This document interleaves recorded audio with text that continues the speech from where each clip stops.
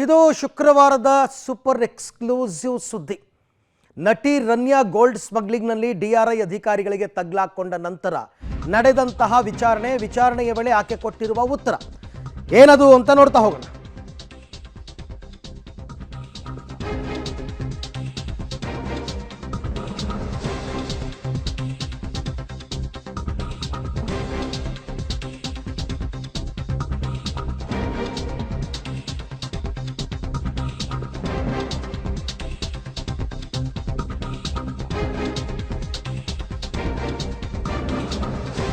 ಶುಕ್ರವಾರದ super exclusive ಸುದ್ದಿಯನ್ನು ನೋಡ್ತಾ ಇದ್ದೀರಾ ನೀವೀಗ. ಗೋಲ್ಡ್ ಸ್ಮಗ್ಲರ್ ರನ್ಯಾ ವಿಚಾರಣೆಯ ಬಿಗ್ ಬ್ರೇಕಿಂಗ್ ಇದು. ಅಂತೆ ಕಂತೆನೂ ಅಲ್ಲ, ಎಕ್ಸ್ಕ್ಲೂಸಿವ್ ಸುದ್ದಿ ಸ್ಫೋಟಿಸ್ತಾ ಇದ್ದೀವಿ ನಾವು. ಅಧಿಕಾರಿಗಳ ಪ್ರಶ್ನೆಗೆ ರನ್ಯಾ ರಾವ್ ಕೊಟ್ಟಿದ್ದು ಯಾವ ಉತ್ತರ? ಹಾಗಾದ್ರೆ ತಪ್ಪೊಪ್ಪಿಕೊಂಡಳ ರನ್ಯಾ ಅಥವಾ ತಪ್ಪಿಸಿಕೊಳ್ಳಲು ಯತ್ನಿಸಿದ್ಲ? ಏನು ಹೇಳಿಕೆಯನ್ನ ಕೊಟ್ಟಿರಬಹುದು? ಪಬ್ಲಿಕ್ ಟಿವಿಯಲ್ಲಿ ನಟಿ ರನ್ಯಾ ಹೇಳಿಕೆಯ ಕಂಪ್ಲೀಟ್ ರಿಪೋರ್ಟ್ ನಿಮ್ಮ ಮುಂದೆ ನಾವು ಹೇಳ್ತಾ ಹೋಗ್ತೀವಿ.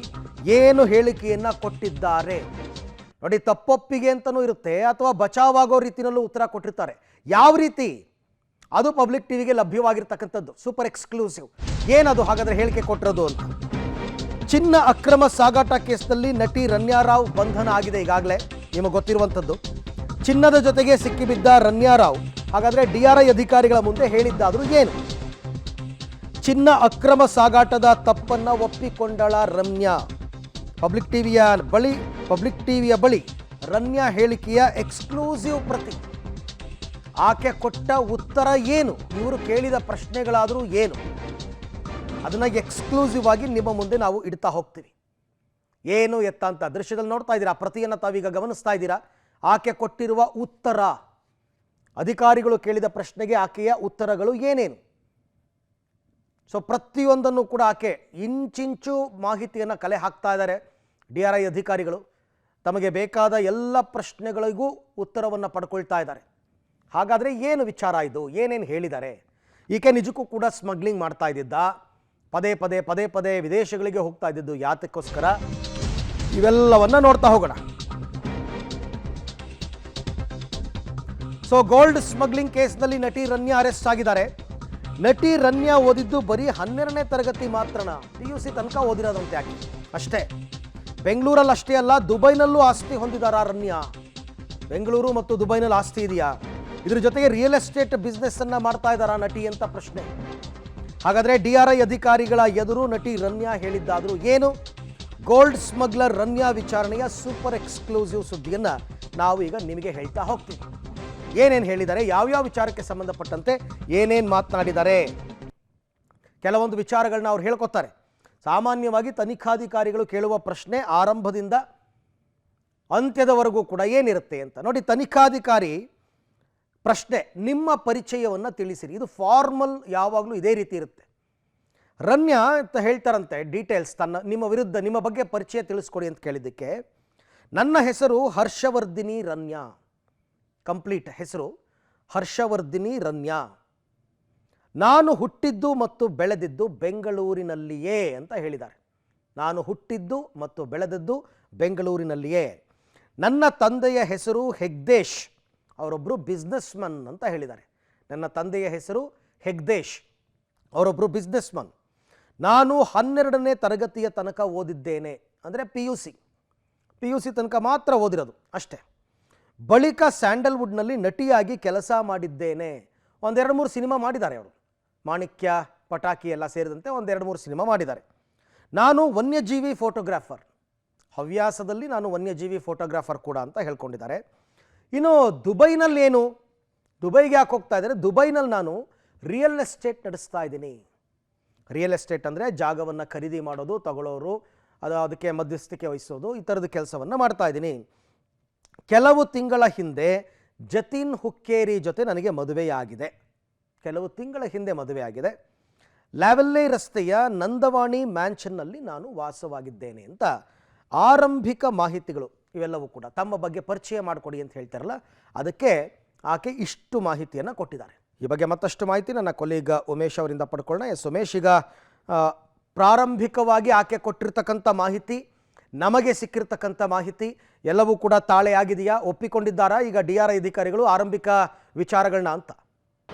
ಖಂಡಿತವಾಗ್ಲೂ ಕೂಡ DIA ಅಧಿಕಾರಿಗಳ ಮುಂದೆ ಏನು ನಟಿ ರನ್ಯನ್ ಬಂಧನಕ್ಕೊಳಗಾಗ್ತಾರೆ. ಬಂಧನ ಒಳಗಾದ ನಂತರದಲ್ಲಿ ಅಧಿಕಾರಿಗಳು ಅವರನ್ನು ಪ್ರಾಥಮಿಕವಾಗಿ ವಿಚಾರಣೆ ಮಾಡಿದಂಥ ವೇಳೆಯಲ್ಲಿ ಅವರ ಬಗ್ಗೆ ಪರಿಚಯ ಮಾಡಿಕೊಂಡಿರುವಂಥದ್ದು. ನಟಿ ರನ್ಯಾ ಬೆಂಗಳೂರಿನಲ್ಲೇ ಹುಟ್ಟಿ ಬೆಳೆದಿರುವಂಥದ್ದು. 12ನೇ ತರಗತಿ ಅಂದರೆ PUC ತನಕ ಮಾತ್ರ ಓದಿರ್ತಾರೆ. ನಂತರದಲ್ಲಿ ವನ್ಯಜೀವಿಗೆ ಸಂಬಂಧಪಟ್ಟಾಗೆ ಫೋಟೋಗ್ರಾಫರ್ ಆಗಿ ಕೆಲಸ ಮಾಡ್ಕೊಂಡಿದ್ದೀನಿ, ನನಗೆ ವಿದೇಶದಲ್ಲೂ ಕೂಡ ಬಿಸ್ನೆಸ್ ಇದೆ ಅಂತ ಆಕೆ ಪರಿಚಯ ಮಾಡಿಕೊಳ್ಳುವಂಥದ್ದು. ಬರೀ ದುಬೈ, ಮಲೇಷ್ಯಾ ಅಲ್ಲದೆ ಯುರೋಪ್ ಕಂಟ್ರಿಗಳು ಕೂಡ ಸಾಕಷ್ಟು ಬಾರಿ ಹೋಗಿ ಬಂದಿದ್ದೀನಿ, ನಾನು ರಿಯಲ್ ಎಸ್ಟೇಟ್ ಉದ್ಯಮ ನಡೆಸ್ತಾ ಇದ್ದೀನಿ ಅನ್ನೋದ್ರ ಬಗ್ಗೆ ಆಕೆ ಪರಿಚಯ ಮಾಡ್ಕೊಂಡಿರುವಂಥ. ಅದ್ರ ಜೊತೆಗೆ ಚಿನ್ನಾಭರಣವನ್ನು ಸಾಗಾಟಕ್ಕೆ ಸಂಬಂಧಪಟ್ಟಾಗೂ ಕೂಡ DIA ಅಧಿಕಾರಿಗಳೇನು ವಶಕ್ಕೆ ಪಡೆದ್ರು ಚಿನ್ನದ ಬಿಸ್ಕೆಟ್ಗಳು, ಅದನ್ನು ಕೂಡ ಆಕೆ ತೆಗೆದುಕೊಂಡಿರೋದು ನಿಜ ಅನ್ನೋದ್ರ ಬಗ್ಗೆ ಆಕೆ ಎರಡನೇ ವಿಚಾರಕ್ಕೆ ಹೋಗೋಣ. ಹಾಗಾದರೆ ಈ ಚಿನ್ನ ಖರೀದಿ ಮಾಡಿದಂಥದ್ದು ಏನು ಅದು ಅಂತ ನೋಡ್ತಾ ಹೋಗೋಣ. ನಟಿ ರನ್ಯಾ ಸಿಕ್ಕಿಬಿದ್ದಿದ್ದು ಚಿನ್ನದ ಜೊತೆಗೆ. ಹಾಗಾಗಿ ಎರಡನೇ ಪ್ರಶ್ನೆಯನ್ನು ಕೇಳ್ತಾ ಹೋಗ್ತಾರೆ ಯಾರು, ತನಿಖಾಧಿಕಾರಿಗಳು. ಏನು ಅಂತ ನೋಡ್ತಾ ಹೋಗೋಣ. ಈಗ ಆ ಉತ್ತರದ ಪ್ರತಿ ನಮಗೆ ಸಿಕ್ಕಿದೆಯಲ್ಲ, ನೀವು ನೋಡ್ತಾ ಇದ್ದೀರಲ್ಲ, ಇದರಲ್ಲಿರ್ತಕ್ಕಂಥ ವಿಚಾರವನ್ನೇ ನಾವು ಹೇಳ್ತಾ ಇರೋದು, ಇದರಲ್ಲಿ ಇರ್ತಕ್ಕಂಥ ವಿಚಾರಗಳೇ. ಸೊ ಹಾಗಾಗಿ ಈಗ ಸದ್ಯಕ್ಕೆ ಇವಾಗ ಇದು ಇನ್ನು ಚಿನ್ನದ ವಿಚಾರಕ್ಕೆ ಸಂಬಂಧಪಟ್ಟಂತೆ ಕೂಡ ಅವರು ಕೇಳ್ತಾ ಇದ್ದಾರೆ ಪ್ರಶ್ನೆಯನ್ನು ತನಿಖಾಧಿಕಾರಿಗಳು. ಆಮೇಲೆ ಆ ಪ್ರಶ್ನೆಗಳಿಗೆ ಅವರು ಕೊಟ್ಟಂತಹ ಉತ್ತರಗಳೇನು ಅದನ್ನು ನೋಡಬೇಕಲ್ಲ. ಓಕೆ, ಈಗ ನಟಿ ರನ್ಯಾ ದುಬೈನಿಂದ ತಂದಿದ್ದ ಚಿನ್ನ ಎಷ್ಟು, ರನ್ಯಾಳಿಂದ DRI ಅಧಿಕಾರಿಗಳು ವಶಪಡಿಸಿಕೊಂಡ ಚಿನ್ನ, ಇದಕ್ಕೆ ಸಂಬಂಧಪಟ್ಟಂತೆ ತನಿಖಾಧಿಕಾರಿ ಕೇಳ್ತಾರೆ, ನಿಮ್ಮನ್ನು ವಶಕ್ಕೆ ಪಡೆದ ಬಗ್ಗೆ ನಿಮ್ಮ ಪ್ರತಿಕ್ರಿಯೆ ಏನು? ನಿಮ್ಮನ್ನೀಗ ನಾವು ವಶಕ್ಕೆ ಪಡೆದಿದ್ದೀವಿ, ಏನು ನಿಮ್ಮ ಪ್ರತಿಕ್ರಿಯೆ ಅಂದಿದ್ದಕ್ಕೆ ರನ್ಯಾ ಹೇಳ್ತಾರೆ, ನೀವು ಮಾಡಿರುವ ಮಹಜರು ಪ್ರತಿಯನ್ನು ಓದಿದ್ದೇನೆ. ಆ ಕಾಪಿಗೆ ಅವ್ರು ಸೈನ್ ಹಾಕಬೇಕಲ್ಲ, ಓದಿದ್ದೀನಿ. ಮಾರ್ಚ್ 3 ಮತ್ತು 4ರಂದು ಮಹಜರು ಮಾಡಿದ್ದೀರಿ. ಹೌದು, 3, 4ನೇ ತಾರೀಕು ಸ್ಪಾಟ್ ಮಹಜರೆಲ್ಲ ಮಾಡಿದ್ದೀರಾ.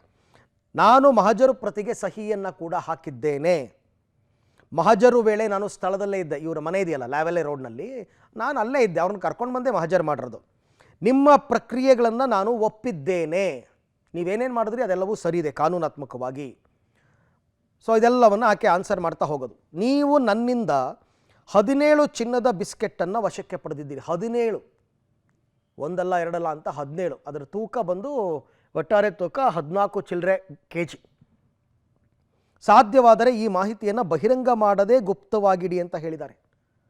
ಯಾಕೆ ಬಹಿರಂಗ ಮಾಡಬಾರ್ದು? ಹಾಗೆಲ್ಲ ಹೇಳೋಕ್ಕೆ ಬರಲ್ಲ, ಬಟ್ ಅವ್ರೇನೋ ರಿಕ್ವೆಸ್ಟ್ ಮಾಡ್ಕೊಂಡಿರ್ಬೋದು ಗುಪ್ತವಾಗಿಡಿ ಅಂತ, ಗೊತ್ತಿಲ್ಲ. ಇದು ಒಂದು ಎರಡನೇ ಪ್ರಶ್ನೆಗೆ ಕೊಟ್ಟಿರ್ತಕ್ಕಂಥ ಉತ್ತರ. ಓಕೆ, ಇನ್ನು ಮತ್ತೆ ಮುಂದುವರಿಯೋಣ. ಈ ಗೋಲ್ಡ್ ಸ್ಮಗ್ಲಿಂಗಾಗಿ ದುಬೈಗೆ ಪದೇ ಪದೇ ಹೋಗ್ತಾ ಇದ್ದ ರನ್ಯಾ, 27 ಬಾರಿ ದುಬೈಗೆ ಹೋಗಿದ್ದಂತಹ ರನ್ಯಾ ತನಿಖಾಧಿಕಾರಿಗಳ ಮುಂದೆ ಏನು ಹೇಳಿದ್ದಾರೆ? ದುಬೈ ಹೊರತುಪಡಿಸಿ ಬೇರೆ ಯಾವ್ಯಾವ ದೇಶಕ್ಕೆ ಇವಕ್ಕೆ ಭೇಟಿ ಕೊಟ್ಟಿದ್ದಾರೆ? ಗೋಲ್ಡ್ ಸ್ಮಗ್ಲರ್ ರನ್ಯಾ ವಿಚಾರಣೆಯ ಸೂಪರ್ ಎಕ್ಸ್ಕ್ಲೂಸಿವನ್ನು ನಿಮ್ಮ ಮುಂದೆ ನಾನು ಇಡ್ತಾ ಇದ್ದೀನಿ. ಏನದು ಅಂತಂದ್ಬಿಟ್ಟು ಮುಂದಿನ ಪ್ರಶ್ನೆಗೆ ಹೋಗ್ತಾರೆ ಅವರು ತನಿಖಾಧಿಕಾರಿಗಳು. 27 ಬಾರಿ ದುಬೈಗೆ ಹೋಗ್ತಾರಂತೆ ರನ್ಯಾ, 27 ಬಾರಿ. ಸೊ ಅದಕ್ಕೆ ತನಿಖಾಧಿಕಾರಿಗಳು ಮುಂದಿನ ಪ್ರಶ್ನೆಯನ್ನು ಕೇಳ್ತಾರೆ. ಏನಂತ ಕೇಳ್ತಾರೆ? ನಿಮ್ಮ ವಿದೇಶ ಪ್ರಯಾಣದ ಬಗ್ಗೆ ತಿಳಿಸಿ ಅಂತ. ನಿಮ್ಮ ವಿದೇಶ ಪ್ರಯಾಣದ ಬಗ್ಗೆ ತಿಳಿಸಿ ಅಂದಿದ್ದಕ್ಕೆ ಆಕೆ ಕೊಟ್ಟಿರ್ತಕ್ಕಂಥ ಉತ್ತರ ಏನು? ನಾನು Europe, America, middle East, Dubai, Saudi ಅರೇಬಿಯಾಗೆ ಹೋಗಿದ್ದೇನೆ. ಈ ದೇಶಗಳಿಗೆ ನಾನು ಸಾಕಷ್ಟು ಬಾರಿ ಭೇಟಿ ನೀಡಿದ್ದೇನೆ. ಒಂದೆರಡು ಸರ್ತಿ ಅಲ್ಲ, ತುಂಬ ಸರ್ತಿ ಹೋಗಿದ್ದೀನಿ ಈ ದೇಶಗಳಿಗೆ. ನೀವು ಕೇಳಿದ ಎಲ್ಲ ಪ್ರಶ್ನೆಗಳಿಗೆ ಉತ್ತರಿಸುತ್ತೇನೆ. ನೀವೇನೇ ಪ್ರಶ್ನೆ ಕೇಳಿದ್ರು ಉತ್ತರಿಸ್ತೀನಿ. ಆದರೆ ನಾನೀಗ ಸಾಕಷ್ಟು ಬಳಲಿದ್ದೇನೆ. ನಾಳೆ ಬೆಳಿಗ್ಗೆ ಹೇಳಿಕೆ ದಾಖಲು ಮಾಡ್ತೀನಿ ಅಂತ ಕೇಳ್ಕೊಂಡಿದ್ದಾರೆ. ನಾನು ತುಂಬ ಬಳಲಿದ್ದೀನಿ ಅಂತ. ಈ ಬಗ್ಗೆ ಕೂಡ ಮತ್ತಷ್ಟು ಮಾಹಿತಿ ನನ್ನ ಕೊಲೀಗ್ ಉಮೇಶ್ ಅವರಿಂದ ಪಡ್ಕೊಳ್ಳೋಣ. ಎಸ್ ಉಮೇಶ್, ಈಗ 2 ಮತ್ತು 3ನೆಯ ಪ್ರಶ್ನೆ ತನಿಖಾಧಿಕಾರಿಗಳದ್ದು, ಅದಕ್ಕೆ ಸಂಬಂಧಪಟ್ಟಂತೆ ರನ್ಯಾ ಕೊಟ್ಟಿರ್ತಕ್ಕಂಥ ಉತ್ತರ ಡೀಟೇಲ್ಸ್ ಏನಿದೆ ಅಂತ.